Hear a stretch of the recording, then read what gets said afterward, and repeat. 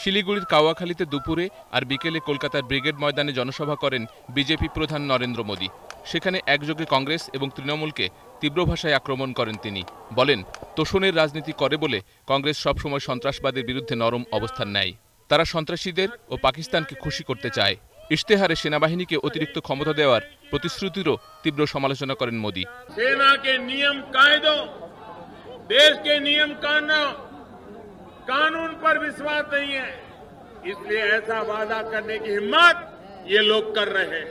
2019 সালের ভোটে নতুন ভারত তৈরি হবে আশা প্রকাশ করে মোদী বলেন, স্বামী বিবেকানন্দর দেখানো পথে চললে এতদিন ভারত অন্য উচ্চতায় পৌঁছে যেত, কিন্তু তার জায়গায় 55 বছর ধরে পরিবারতন্ত্র চলছে, আর পরিবারতন্ত্রের বিরুদ্ধেই তার সংগ্রাম বলে উল্লেখ করেন মোদী।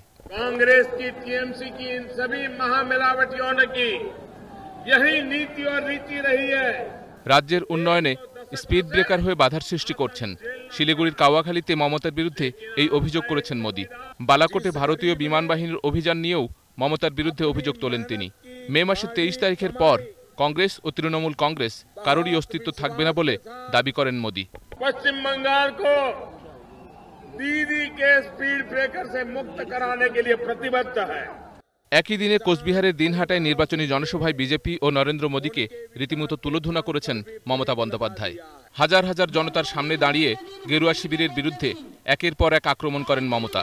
নোটবন্দির নামে জনগণের টাকা লুটেছে, সেই টাকা দিয়ে দেখুন এক একটা মিটিং করতে 100 কোটি 200 কোটি টাকা করে খরচা করছে। কোথা থেকে আসছে এত টাকা?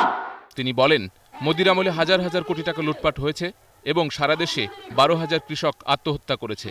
তিনি বলেন, মোদী আর এখন প্রধানমন্ত্রী নন, উনি এখন এক্সপায়ারি বাবু। জনতার উচ্ছ্বসিত স্লোগান ও হাততালির মধ্যে বিজেপিকে অপদার্থের দল, বিনাশকারী দল, তাণ্ডবকারীর দল, ডাকাতের দল, গো রক্ষাকারীদের দল আখ্যা দিয়ে মমতা বলেন, বিজেপি জিতলে দেশে গণতন্ত্র থাকবে না, ওরা দেশকে জবরদখল করে নেবে।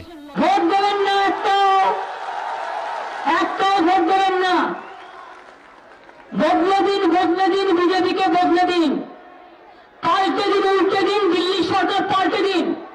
শেখ সালাম, ডেস্ক রিপোর্ট, ATN নিউজ।